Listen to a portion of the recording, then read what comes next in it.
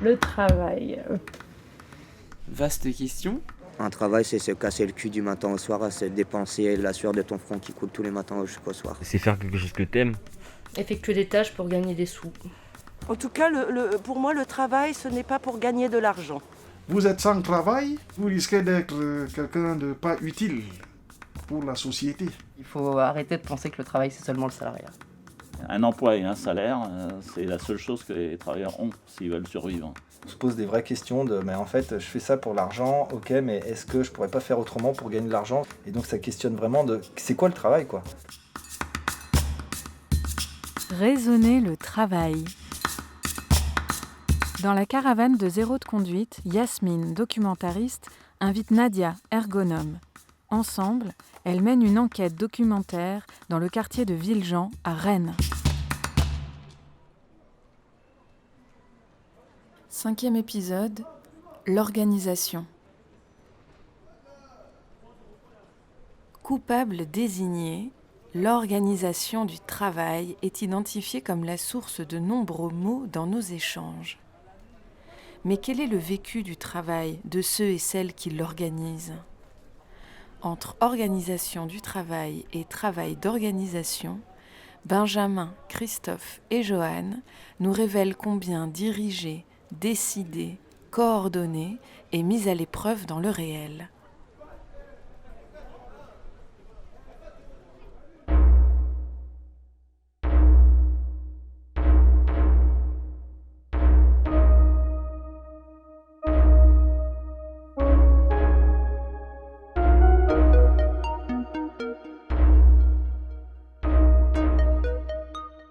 Je m'appelle Benjamin, 38 ans. Je suis employé de grande distribution.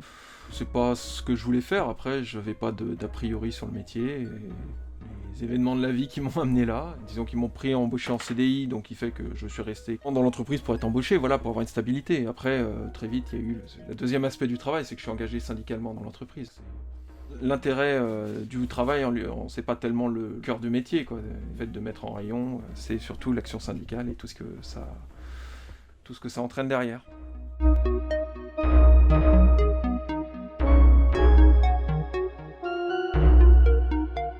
Je m'appelle Christophe, j'ai 46 ans, je suis né à Saint-Nazaire, chef de cuisine, ça fait 28 ans.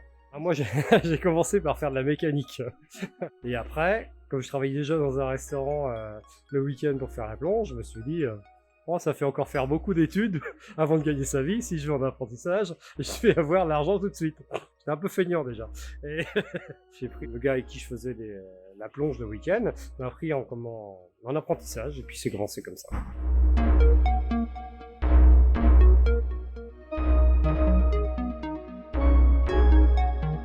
Du coup, moi c'est Johan, j'ai 30 ans, je suis né à Saint-Malo, je suis paysagiste. Moi je suis que dans la création, je fais pas d'entretien. Donc tout ce qui est taille, tonte, c'est la création, partir de rien et créer quelque chose.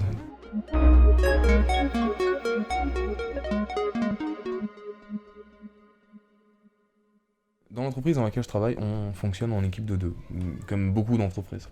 Donc c'est 2 titulaires, ou en tout cas un embauché, un intérimaire par exemple, et on peut avoir un stagiaire ou un apprenti, par exemple. Après, il y a intérimaire. Il y a le gars qui vient d'arriver la semaine précédente, et puis il y a le gars, moi ça fait 2 ans par exemple. Ça fait 2 ans que je travaille dans la boîte, mais je suis intérimaire. Mais ça fait 2 ans, ouais, donc je connais très bien l'entreprise.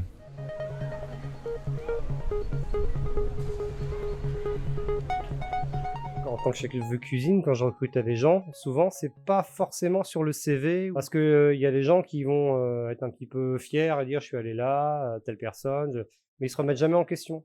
Alors que les meilleurs souvenirs que je peux avoir professionnels, c'est vraiment avec des gens qui, soit on disait bah non, il a pas fait de grosse boutique, ou il commence, il a jamais fait de cuisine, mais si les gens sont volontaires, ça change tout en fait. Vous avez en face de vous quelqu'un qui a envie d'apprendre. Et c'est merveilleux. Moi, je fais aussi ce métier-là pour ça, pour pouvoir enseigner. Et j'ai eu la chance d'avoir des gens comme ça, et qui sont maintenant, qui étaient voués à l'échec à l'école, soi-disant, et qu'on finit leur CAP avec des félicitations, des choses comme ça. Donc il y a vraiment, le côté humain est très important.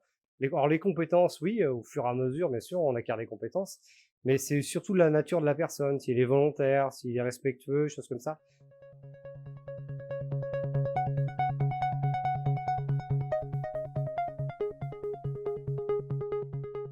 Et quand on aime ça, en fait, on aime bien être sur le fil du rasoir, être limite l'assiette de trop, la commande de trop qui va vous déborder, mais sur les deux. C'est assez grisant, en fait. Voilà. Alors, je sais pas si c'est... ça ferait bizarre, hein. Mais moi, c'est ce que j'aime, en fait. D'être limite débordé, mais pas... Voilà. Voilà. Ça, il y en a qui sont pas faits pour ça. Qui sont très bons cuisiniers, qui sont très méticuleux, c'est des artistes, hein. Ils vont vous faire des décors auxquels vous n'auriez pas pensé avec des choses incongrues.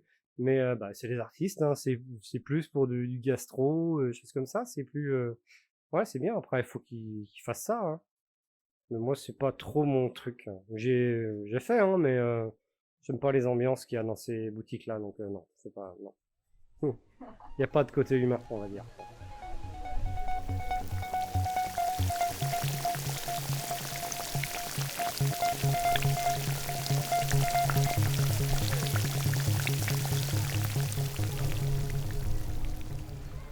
Disons que moi je suis pour la grande distribution dans l'absolu, moi je pense que c'est quelque chose d'utile. Après c'est la manière dont c'est géré et à qui ça profite, là où je suis en désaccord. Voilà, on est dans des sociétés qui sont tenues par des actionnaires, c'est pas le modèle que moi je défends. Moi je pense que tout ça, ça devrait être contrôlé par les travailleurs et par les salariés, donc on en est très loin.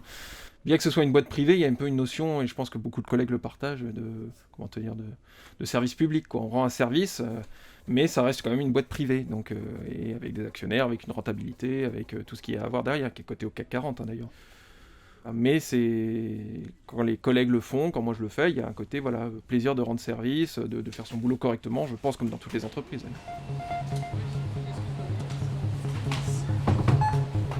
Donc moi je travaille au rayon, ce qu'on appelle le secteur bazar et au rayon culture.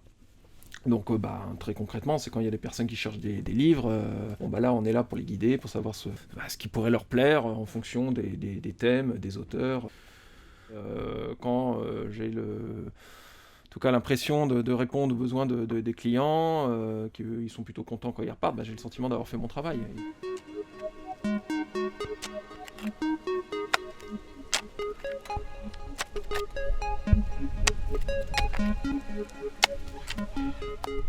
Quand on répond à un appel d'offres, le projet il est pensé, il est voilà. Nous ne sommes qu'ouvriers exécutants. Je travaille pour les villes. Quand vous travaillez pour les marchés publics, c'est-à-dire que vous êtes amené aussi à travailler avec d'autres corps de métier. Là, c'est le bordel. Clairement, c'est le bordel.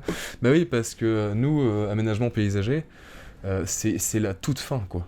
Enfin, c'est-à-dire que le bâtiment, il est livré, c'est nickel, voilà, il n'y a pas de problème, quoi. Et le problème, c'est que c'est toujours pareil, on a un chronomètre qui ne cesse de nous pousser, et de nous pousser, et de nous pousser, faut avancer, sauf que nous, on peut pas avancer si l'autre corps de métier n'a pas fait son boulot. Il est pas rare de commencer des chantiers en retard. Donc on commence avec déjà 2 mois de retard. Impossible pour nous de rattraper 2 mois de retard. Alors après, il y a plein d'autres équipes, on pourrait mettre une autre équipe avec nous, ou 2 équipes, ou quelqu'un on serait 6 sur le chantier. Mais il y a 2 autres chantiers qui sont en attente à côté de ça. C'est un espèce de cercle vicieux.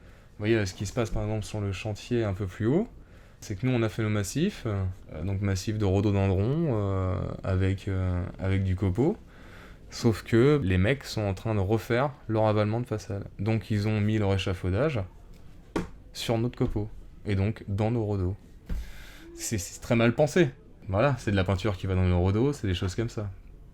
Et ça on le trouve uniquement dans les marchés publics. Chez les particuliers c'est différent. C'est un problème qui est connu, mais qu'est-ce que vous voulez qu'on fasse? Je ne suis qu'un petit pion dans une... voilà, dans... je suis rien. On va pas envoyer un mail à tous les corps de métier en disant « Bon les gars, ce serait bien de suivre votre planning et que ce soit carré, machin, que nous, on puisse avancer. » Nous aussi, il nous arrive de ne pas avoir de matériel dans les temps ou des choses comme ça. C'est comme tout, quoi.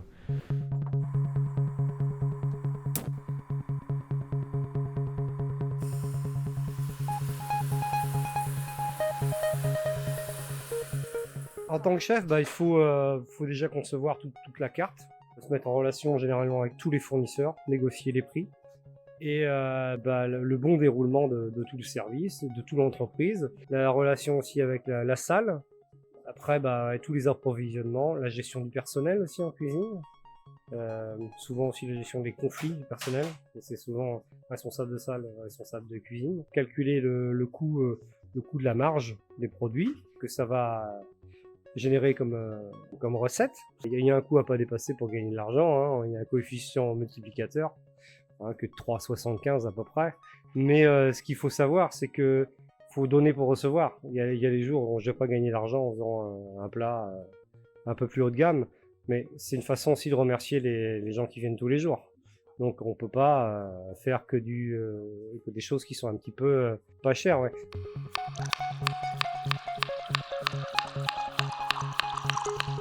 Après j'essaye de mixer avec des éléments nobles, des éléments moins nobles, on va dire, ou justement apporter par exemple des pleurotes dans une composition un peu basique, une base de poulet, des choses comme ça, pour rehausser le goût, et puis changer un peu les habitudes des gens, les surprendre un petit peu, quoi. Plus classique, mais de temps en temps il y a une petite chose qui fait que c'est pas la recette originale. Non, justement c'est pour changer, pour casser un peu la routine, quoi.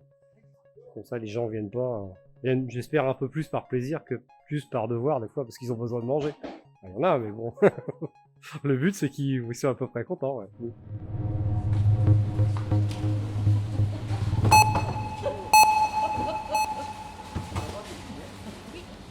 Chiffre d'affaires. Il n'y a que ça qui compte.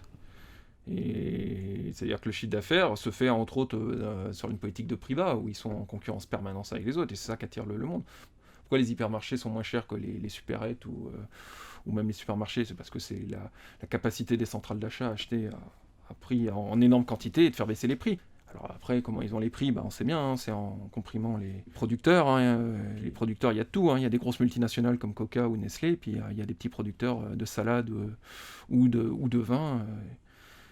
Le gros écrase le petit, et puis donc, moi je dis souvent, ils font les poches des clients, des salariés et des fournisseurs. Et c'est comme ça que leur modèle, ils font les bénéfices qu'ils font, quoi. C'est-à-dire les centaines, voire les milliards de bénéfices qu'ils font.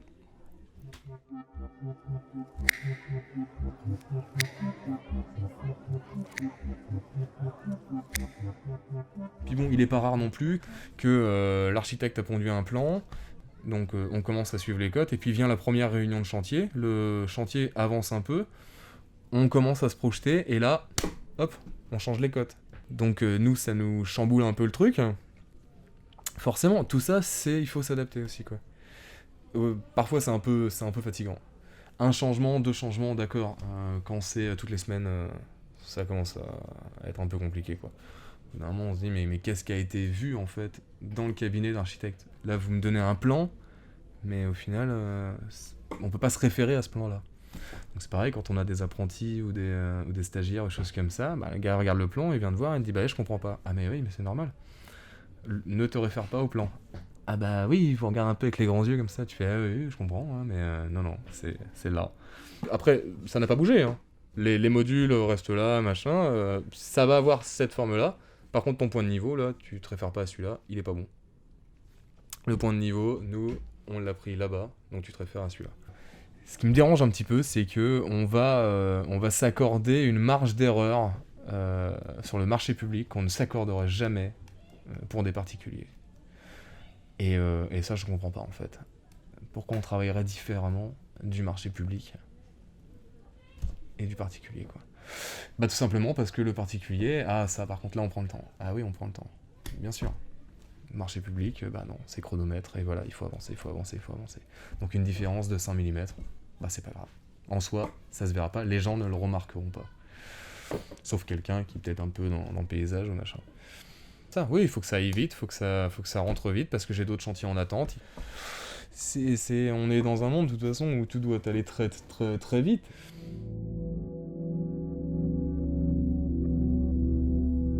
L'équilibre entre productivité, rentabilité, qualité et utilité sociale a du mal à rentrer dans une formule mathématique.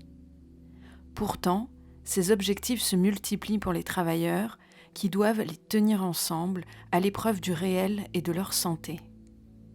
C'est bien l'importance donnée à l'un ou l'autre de ces objectifs qui distingue les différentes pratiques managériales, illustrant ainsi différentes visions de la performance et du lien de subordination.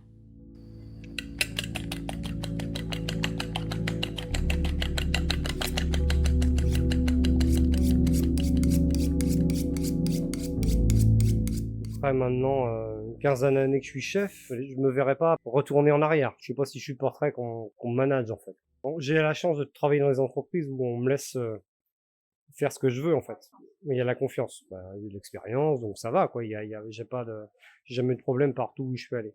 Après les inconvénients, c'est qu'on dort pas toujours très très bien la nuit, parce qu'on se demande si on n'a pas oublié ceci, pas oublié cela, si telle ou telle personne a bien fait ce qu'on lui a demandé de faire, qu'il y a des problèmes d'hygiène, choses comme ça peut aller très très vite.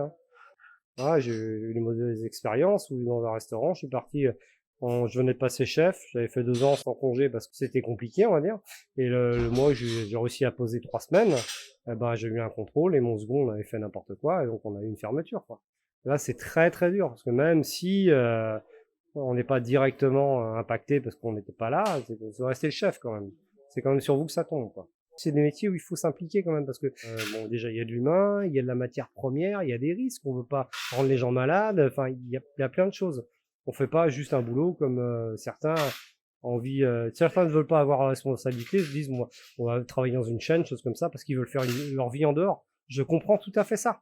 Mais quand on veut avoir des postes à responsabilité dans les entreprises où forcément on travaille dans la matière première, donc forcément il y a des risques, faut tout vérifier. On peut pas être dilettante, quoi. Il faut faire son boulot tous les jours, en fait.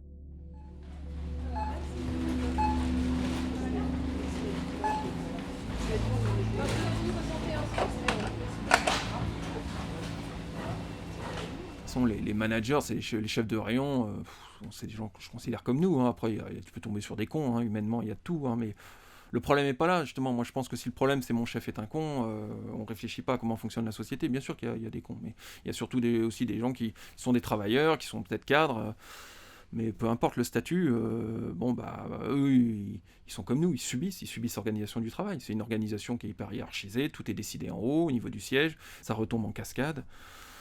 Bon voilà, et les managers ils font avec ce qu'ils ont, le personnel, le matériel qu'ils ont, et puis ils essayent de se dépatouiller comme ils peuvent. Donc après les plus conscients, on arrive à discuter avec eux et puis montrer que ils ont aussi en tant que cadre l'intérêt aussi à se regrouper et à se défendre. Puis les moins conscients, ils restent dans leur coin. Puis ils râlent après les collègues, parce que c'est souvent ça, c'est que même celui qui subit va râler après sur celui qui est encore en dessous parce que ça va pas et que c'est le travail pas fait comme il faudrait. Alors que les actionnaires ont mis leur bille dans leur boîte, ils veulent une rentabilité, après ils payent cher un PDG pour que le PDG mette en place cette politique-là.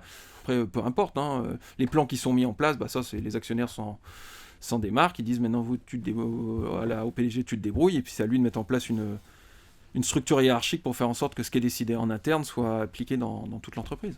On a des directeurs, on le voit bien, qui sont pas du tout d'accord des fois avec ce qui est appliqué, mais ils nous le disent jamais. Alors des fois quand ils sont un peu acculés au niveau du questionnement, au niveau de trucs, ils disent que je vous dise, j'applique ce qu'on me dit d'appliquer. Ça veut clairement dire je suis pas d'accord mais je le fais. Forcément quand on est payé pour certains directeurs près de 10 000 euros par mois, oui la loyauté elle est à ce prix-là. On les paye très cher pour qu'ils soient sûrs quand ils appliquent dans les magasins les politiques du groupe. Mais ça veut pas dire qu'eux-mêmes ils voient pas toutes les incohérences, voire même des fois la stupidité de certaines organisations de travail qui sont contre-productives.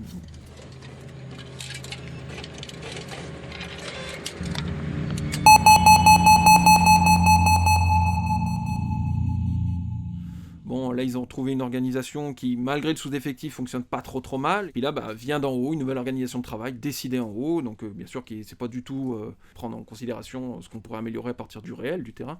Et donc, l'idée, c'est en gros de segmenter il y aura une partie des collègues qui seront en réserve tout le temps et une partie qui seront en rayon tout le temps. C'est-à-dire que ceux qui seront en réserve n'ont plus le droit d'aller sur la surface de vente. Et ceux qui seront en rayon n'auront plus le droit d'aller en réserve. Donc les collègues ils sont vent debout là parce qu'ils se disent mais c'est quel sens à notre travail quoi. C'est-à-dire qu'à un moment donné on est en réserve, on voit plus les clients, on voit plus personne, donc là on casse le sens du travail. Bon le but pour l'entreprise c'est clairement d'augmenter la productivité, c'est-à-dire qu'on va hyper spécialiser des gens sur par exemple la mise en rayon, mais ils vont faire que ça. Mais là où ils pouvaient souffler en allant en réserve, de pas justement être tout le temps au contact des clients, de faire autre chose, même d'un point de vue aussi physique, tu fais une autre activité parce que tu gères ton physique autrement, ça se rapproche de plus en plus du travail à la chaîne. Et donc voilà, et pareil en réserve. bon, bah, là, les gens vont être coupés du contact client, ils vont être coupés de faire autre chose que de bouger les palettes en réserve. Non, et c'est marqué noir sur blanc dans le projet, il y a interdiction pour les uns comme pour les autres d'aller dans l'autre secteur, enfin dans l'autre partie, soit la réserve, soit le surfaçon. Enfin, c'est complètement, des trucs complètement ahurissants, mais qui servent encore une perspective, c'est comment faire plus de chiffres avec moins de personnes.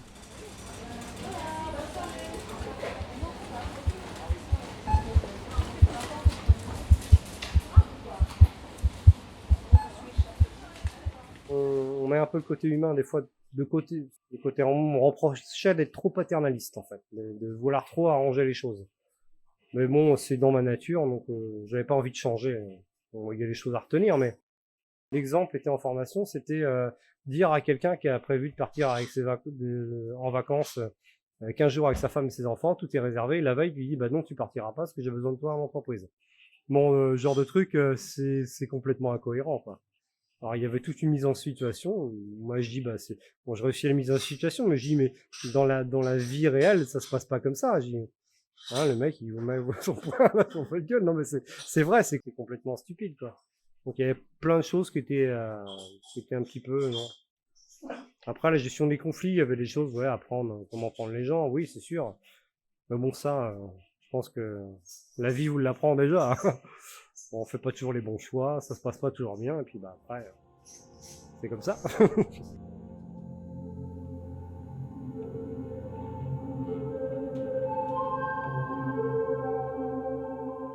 Face à la grande incertitude des marchés, la rémunération du capital entre en tension directe avec celle du travail. La place accordée aux chiffres peut mettre dans l'angle mort le travail que ça demande pour produire réellement un bien ou un service. Est-il possible de réconcilier performance des organisations et ce que chacun et chacune estime être un bon et un beau travail, à la fois reconnu et rémunérateur ?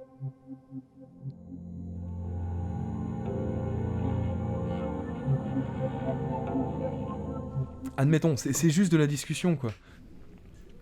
C'est pour ça que pour revenir au skatepark qu'on a livré l'année dernière, par exemple, c'était quand même toujours difficile. C'est compliqué quand même d'aller voir un architecte qui a élaboré et pensé tout son skatepark et lui dire mais vous savez, ça par exemple, ce module-là, c'est pas un tremplin, c'est pour une prise de vitesse. Donc si vous le mettez là, comme vous l'avez pensé, ça ne servira à rien. Bah, il m'a demandé, mais vous faites peut-être un peu de skate, à quoi j'ai répondu que oui, je débutais, mais que j'étais entouré de personnes qui eux en font depuis 10, 20 ans, et qui peuvent très bien donner leur avis quoi, par rapport à ça.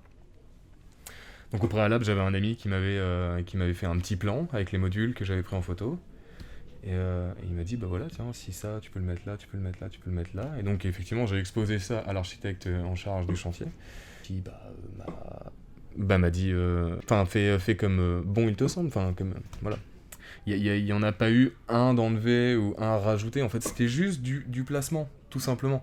Donc après c'est pas des gros des gros défauts ou des grosses reprises si tu veux. C'est quand même intéressant quoi. Même pour lui, de toute façon l'architecte il a bien compris aussi que ça allait peut-être pas être skateable et donc moins de monde à venir sur le site. Et donc ça se trouve de l'argent jeté par les fenêtres quoi.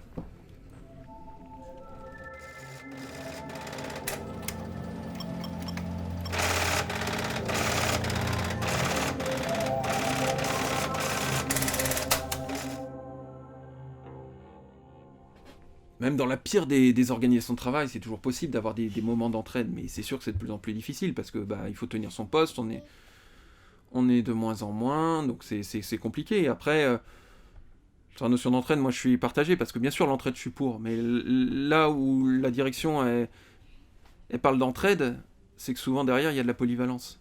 Donc en fait eux c'est, voilà, faut aller aider les collègues. Quand on nous dit, mais nous on leur dit que c'est de la polyvalence, ils disent, non, c'est de l'entraide, c'est de la solidarité.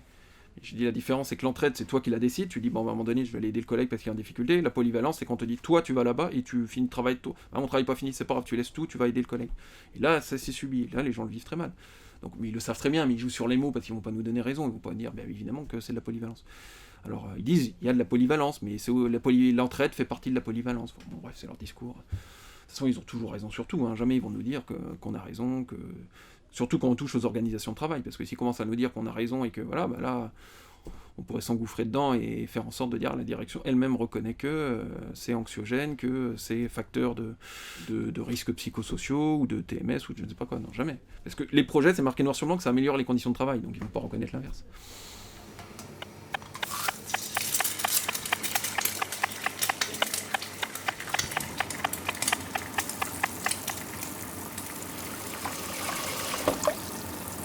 Entreprendre, c'est d'abord prendre un risque, hein. C'est-à-dire que c'est bien, il faut entreprendre. C'est dire bon bah après, faut savoir que quand on se met à son compte, c'est 12 à 14 heures de travail par jour en comptant la paperasse et tout ce qui va avec. C'est beaucoup de sacrifices. C'est comme par exemple comme la pandémie maintenant, il y en a plein qui étaient voués à réussir tout de suite, tout était tracé, et puis boum, il y a une embûche et puis tout s'écroule.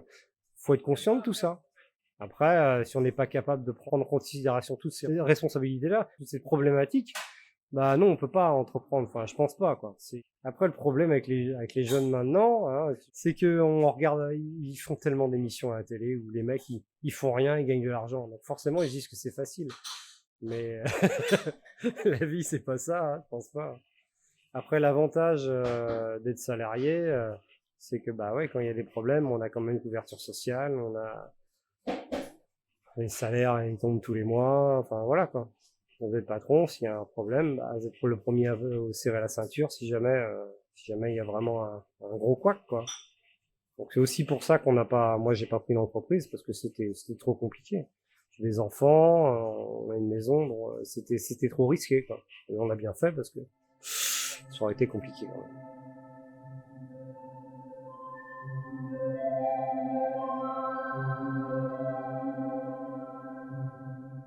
Là encore, je généralise pas, il y a des chantiers qui se passent très très bien. Le chantier qu'on a à Rennes Sud, il est super, moi j'adore ce chantier. C'est une évolution qu'on voit de semaine en semaine, où là les autres corps de métier ça se passe très bien. Travailler avec d'autres corps de métier, c'est être arrangeant, et ce pour tout le monde, quoi. Il faut juste savoir écouter et puis se mettre à la place de l'autre. Mais moi j'ai plaisir à venir travailler, à faire ce que j'ai à faire, et puis être satisfait à la fin de la journée de ce que j'ai pu faire, quoi. Je sais pas, c'est pas une charge, c'est pas un poids sur le... Je sais pas, je vais au boulot. Bon, des fois quand je suis crevé, oui, mais sinon, non, pas... Non. Il y a vraiment que ça soit un plaisir. C'est une grande partie de la vie. Alors si c'est... Non, pour moi, c'est pas concevable. Société idéale, moi je pense déjà que ce soit les supermarchés comme plein d'autres entreprises, elles seraient gérées directement par les travailleurs et puis avec la population qui aura un droit de regard. C'est-à-dire qu'on produirait et on distribuerait des choses qui auraient une utilité sociale pour toute la société. Ce qui est loin d'être le cas. Là, on produit des choses parce que on sait qu'il y a des créneaux, il y a des marchés pour ça, que ça va se vendre. On vend des produits de pied de qualité, même du point de vue alimentaire, hein, mais c'est pas grave. On sait qu'il y a des gens qui n'ont pas d'argent pour mettre plus cher, donc ils vont acheter des produits qui sont de pied de qualité. Bon, tout ça, c'est du temps de travail perdu, c'est un gâchis écologique, c'est un gâchis humain. Donc moi, je pense qu'en effet, on déciderait collectivement de qu'est-ce qu'on produit, est-ce que c'est utile, est-ce qu'on continue à le produire, est-ce qu'on change, comment on le produit, avec quelles personnes, où sont les sites de production, et puis après, comment on distribue tout ça. Et tout ça, ça serait décidé collectivement. Alors ça demande bien sûr que pas à l'échelle de la France, hein, c'est là où aussi c'est des problèmes mondiaux, tout ça. Donc il faut se poser ces questions-là à l'échelle mondiale. Mais bon, après on milite là où on est, hein. Moi je suis à Rennes, je milite à Rennes. Voilà.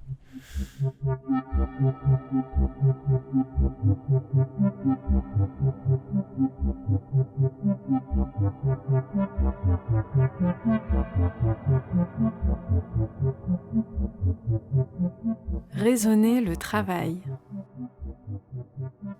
Une production Zéro de conduite 2020-2022. Co-réalisation Yasmine Abissaab, Nadia Boisac-Rachaï et Julia Brenier-Caldera. Musique Lynn Hood et Claude Ultraviolet.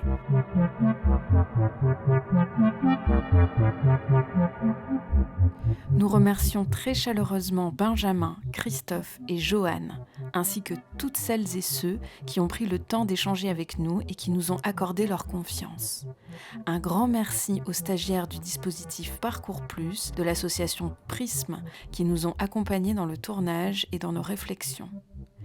Un grand merci également à nos partenaires et les acteurs du quartier pour leur soutien matériel et financier. Cet épisode sur l'organisation se referme et nous vous retrouvons dans un prochain épisode sur le militantisme.